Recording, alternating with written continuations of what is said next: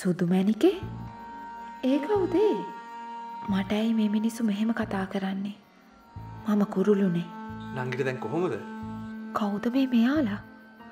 මම කවදාවත් දැකපු නැති කට්ටියක්. අනික මේ මොකද්ද වෙන්නේ? මේ තරම් ආයුධ තියාගෙන ඉන්නේ මම පැනලා යයි කියලා හිතලා නෙමෙයිද? අපි මේ ඔක්කොම ඉන්නේ නංගිව ආරක්ෂා කරන්නනේ. නංගි මෙහෙම හීනේ නැගිටලා විදින එක ආරක්ෂාවට හොඳ නෑ නේද? ඔව් සුදුමැණිකේ. අපිට ඉන්නේ සුදුමැණිකේ විතරයිනේ. මාව ආරක්ෂා කරන්න මේ තරම් කට්ටියක්. පිස්සුද? මාව මොකටද ආරක්ෂා කරන්නේ? කවුරු හරි මාව හිර කරලා මෙයාලට බලා ගන්න කියලා කොන්ට්‍රැක්ට් එකක්වත් දීලාද? හේත් ඒ කවුද? හිතා ගන්න බැරි ප්‍රශ්නයක් මේක. සුදුමැණිකේ අපි ගිහින් නිදාගමු. මොකක් හරි ලොකු වැරදීමක් වෙලා තියෙනවා. මෙයාලා මාව වෙන කෙනෙක් විදිහට හිතන් ඉන්නවද කොහෙද? ඒත් අර ෆොටෝ එකේ හිටපු ගෑනු ළමයා මම වගේ නෙමෙයිනේ. දරුවෝ ඔයාට දැන් හොඳයිද? මට හොඳ වෙන්න අසනීප වෙලා හිටියේ නෑනේ. මේ මොන විකාරයක්ද මේක? මෙයාලා හදන්නේ මට පිස්සු වට්ටන්නද කොහෙද? මට හිතෙනවා කෙලින්ම මොකද්ද වෙන්නේ කියලා අහන්න. ඒත් ඉතින් ඊට පස්සේ මොන දෙයකට මුහුණ දෙන්න වෙයිද? මේ හිටියා වගේම කල්පනාවෙන් ඉන්න ඕනේ. මෙතන මොකද්ද වෙන්නේ කියලා හරියටම දැනගන්න නම්. දැන් ගිහලා නිදා ගන්න. අපි ඒ ගැන හෙට කතා කරමු. දැන් ගිහලා නිදා ගන්න. ඒක තමයි හොඳ. මැණිකේ. සුදුමැණිකේත් එක්ක කාමරේට යන්න. යම් සුදුමැණිකේ.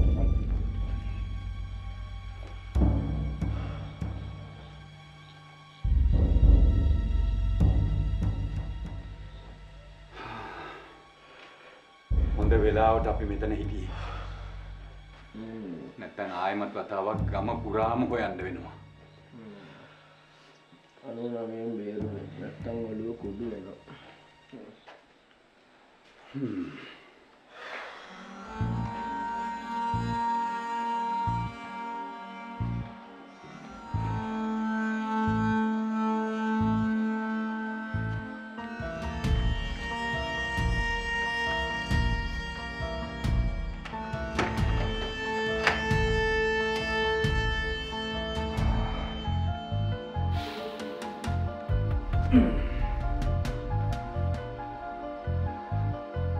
ආයුධ තියාගෙන බලාගෙන හිටියේ මම පැනලා යයි කියලා හිතලා නෙමෙයිද? මේක පුදුම බෙහෙලිකාවක් නේ. මේ කවුද? ඇයි මට සුදු මැණිකේ කියන්නේ? සුදුමැණිකෝ වාඩිලා ඉන්නකෝ. සුදුමැණිකේ ඔළුව තාම රිදෙනවද? ඇයි මෙයා මගෙන් ඔළුව රිදෙනවද කියලා අහන්නේ? මගේ ඔළුවට මොකද උනේ? මම සුදුමැණිකේ තේ එකක් හදාගෙන ඉන්නවා.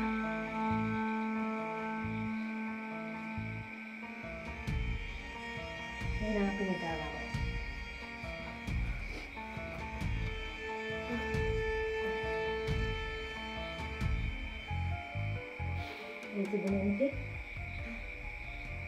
සුදුමැණිකේ නොකුවට තාමත් ඔළුව රිදෙනවා නේද?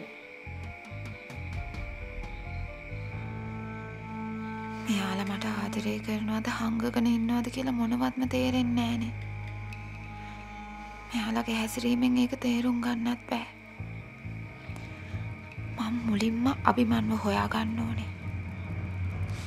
එයා දන්නව ඇති හැම දෙයක්ම.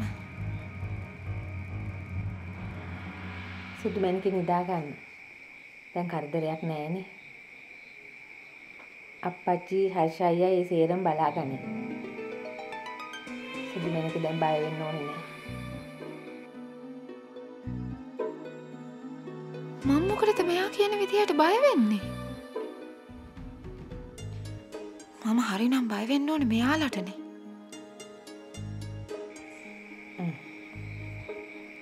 කො සුදුමැණිකේ නිදා ගන්නකෝ.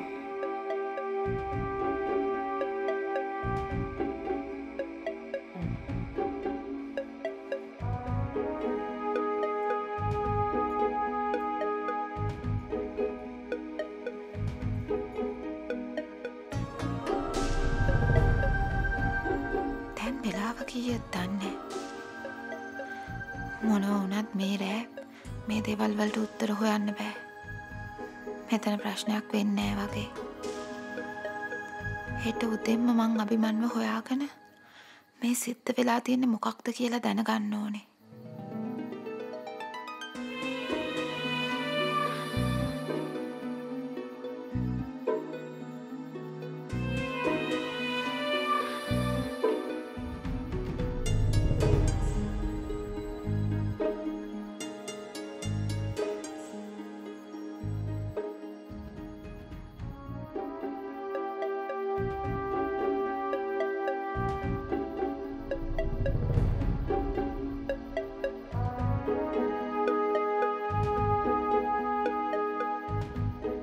මට මේ තරම් සැලකිල්ලක් ඇයි? මේ කිසිම දෙයක් තේරුම් ගන්නවත් මට කිසිම දෙයක් මතක නෑනේ.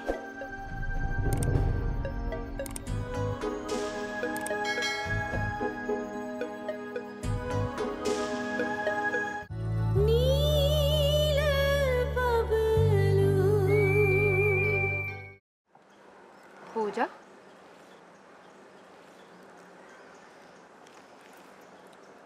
ඔයයි මට මේ වගේ තැනකට එන්න කිව්වේ. ඔයාට මොනවද මගෙන් ඕනේ? මොනවද ඕනේ කියලා දැනගෙනත් ලැජ්ජ නැතුව අහන හැටි. උඹ මට ඕන දේවල් දුන්නා නම් උඹටත් මෙහෙම වෙන්නේ නැහැ. පූජා මට තේරෙන්නේ නැහැ ඔයා මොනවද කියන්නේ කියලා. තේරෙන්නේ නැහැ. උඹට කිසි දෙයක් තේරෙන්නේ නැහැ. උඹ හරි තොත්ත බබානේ. උඹ මගේ සහෝදරී වෙලා මගේ හැම දෙයක්ම උදුර ගන්නවපු ගෑනි. පූජා මං ඔයාගේ කිසිම දෙයක් උදුරගත්තේ නැහැ. ඔයා තමයි මට ලැබෙන දේවල් වලට ඉරිසියා කරේ. ඒ උඹට ලැබුණේ මට ලැබෙන්න තිබිච්ච දේවල්. ඒක මට කරන්න දෙයක් නෑ පූජා. මං ඒ කිසිම දෙයක් හිතලා කරපු දේවල් නෙමෙයි. ඒක මගේ ලැබීම. ලැබීම? මොන ලැබීමක්ද? උඹේ හැම දෙයක්ම මගෙන් බලෙන් ලබා ගත්තා. පිහිලු කතා කියන්න එපා පූජා. ඔයයි මගේ හැම දෙයක්ම බලෙන් ගත්තේ. ඔයයි මාව හංගලා තියන් හිටියේ. පූජා ප්ලීස්. දැන්වත් මට කරදර කරන්න නැතුව මට මගේ පාඩුවේ ඉන්න දෙන්න. පාඩුවේ ඉන්නට දෙන්න? ආ? උඹට පාඩුවේ ඉන්න දෙන්න? උඹ මගේ හැම දෙයක්ම උදුර ගත්තට පස්සේ උඹට පාඩුවේ ඉන්න දෙන්න කියලාද කියන්නේ? ආ? උඹ මගේ අභීව උදුර ගත්තට පස්සේ උඹට පාඩුවේ ඉන්න දෙන්න කියලාද කියන්නේ? ආ? කියපන් පූජා අභී කියන්නේ මගේ ජීවිතේ. එයා වෙනුවෙන් මට ඕනම දෙයක් කරන්න පුළුවන්. පූජා තේරුම් ගන්න. මේ ලෝකේ හැම දෙයක්ම අපි හිතන පතන විදිහට සිද්ධ වෙන්නේ නැහැ. ඒ ගැන ප්ලීස් පොඩ්ඩක් හිතන්න. හිතන්න? අනේ මම මේ මොහොතේ හිතනවා. මම දැන් අභීටත් එන්න කිව්වා. ඒක හොඳයි. අභිමන් ආවම අපි හැමදේම විසඳගමු.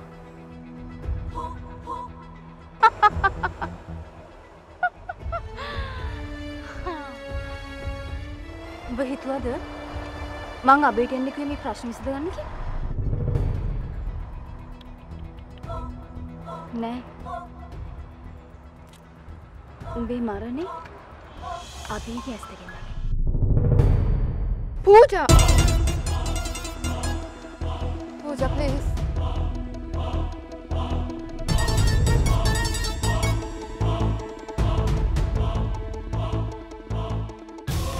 ප්ලීස් මං කියන දේ අහන්න. පූජා ප්ලීස්. පූජා ප්ලීස් පූජා. ප්ලීස්.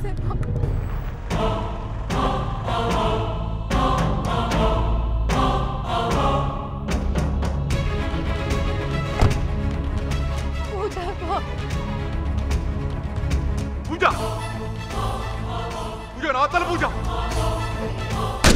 පූජා.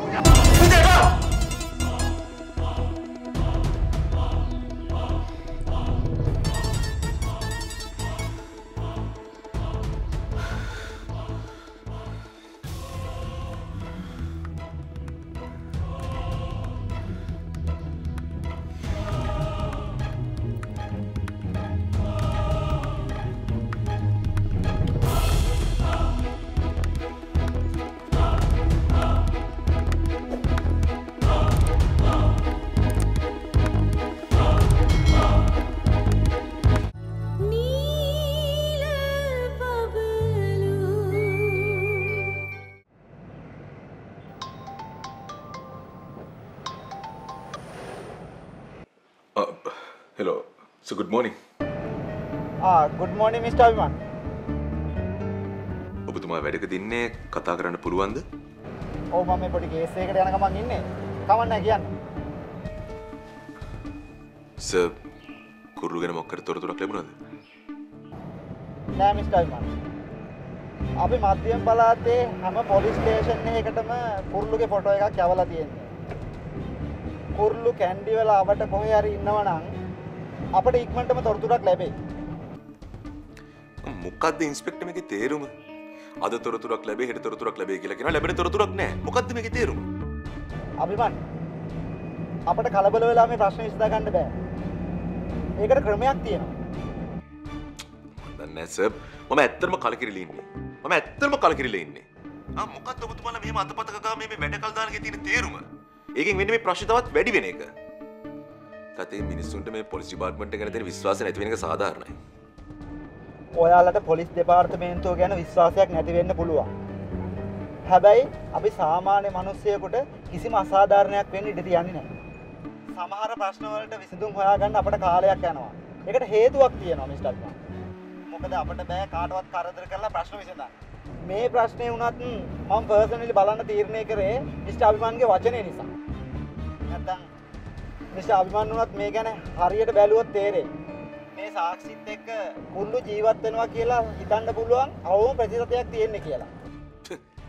ඒක මාර කතාවක් නේ ඉන්ස්පෙක්ටර්. ඔයාත් CCTV දැක්කනේ. කුරුළු ජීවත් වෙනවා. තාත් මොනවා සාක්ෂි වුණේ ඒකට? මිස්ටර් අබිමන් මම දන්නවා ඔයාට වේදනාවක් තියෙන්නේ කියලා. හැබැයි මේ වීඩියෝ එකේ හිටිය පළියටම අපිට නිශ්චිතව කියන්න බෑ කුරුළුමයි ඉන්නේ කියලා. ඇයි බැරි ඉන්ස්පෙක්ටර්? ඇයි බැරි? එස්පේන් ඕන කෙනෙක්ට පේනවනේ එතන ඉන්න කුරුළු කියලා. ප්‍රශ්නයක් දිහා ඔයා බලන්නේ ඇස් දෙකෙන්. අපි ඇස් ගොඩකින් බලනවා. ඉතින් එහෙනම් ඇයි තීරණය කරන්න බැරි කුරුළු ජීවත් වෙනවා කියලා? නෑ අබිමන්. එහෙම හිතන්න බෑ.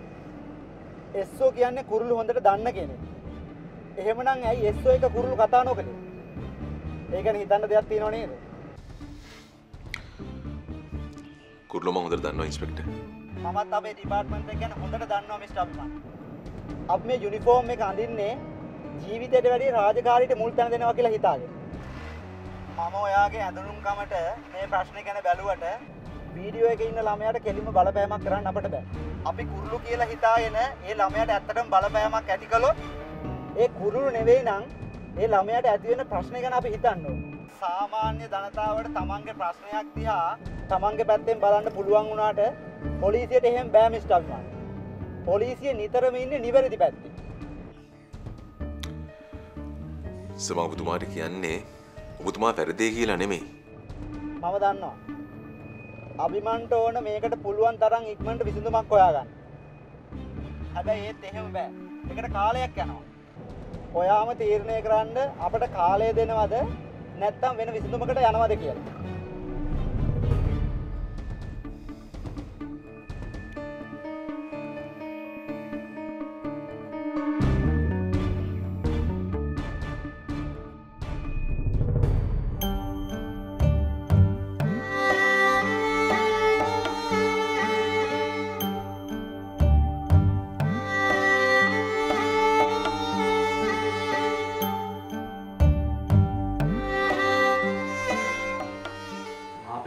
මේ සිද්ධ වෙන දේවල් ගැන ලොකු සැකයක් තියෙනවා. අර මතකනේ අපි ගැටම ගිය වෙලාවේ අර විහාරණම් කිව්වස්සේ මොකෙද්ද එල්ලි එල්ලි ආවා. ඒක වෙලා දවස් කීයද? එක්කවත් නැව තුන් දෙනෙක් රැට කල්ප කරනවා. තේරෙන්නේ මේ හැම දෙයක් පිටිපස්සේ මොකක් හරි සම්බන්ධයක් තියෙනවා. අපි නිකන් ඉන්න හොඳ රුක්කා. මොකක් හරි මේකට කරන්න ඕනේ.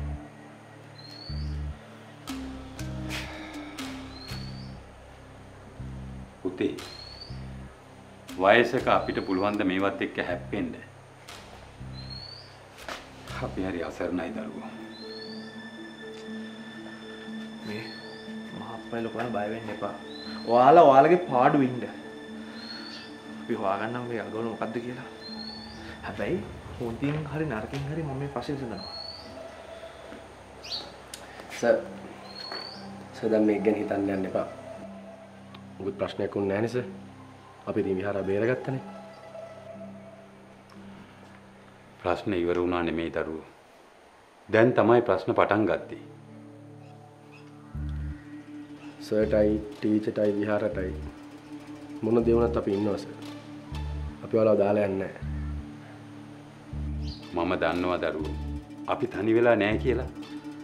හැබැයි මම කැමති නෑ මේ අහක යන ප්‍රශ්නයකට ඕගොල්ලෝ මැදිහත් කරන්න. ඒකෙන් අපි බේරිලා ඕගොල්ලන්ට කරදරයක් වුණා.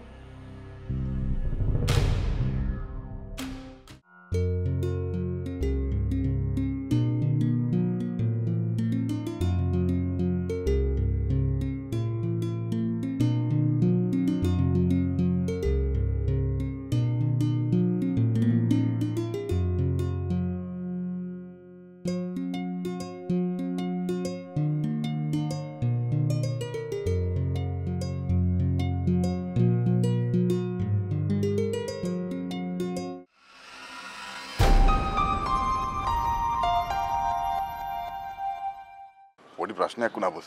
මොකද ප්‍රශ්නේ? කොහොමත් මචං මේ දේ ගමේ එකෙක් කරා වෙන්න බෑ. ෂුවර් එකට මචං මේක පිටේ එකකේ ප්ලෑන් එක. දැන් අයියලා කරන කිසිම දෙයක් පිළිගන්න බෑ. කරන දෙයක් අපි ඉක්මනටම කරන්න ඕන.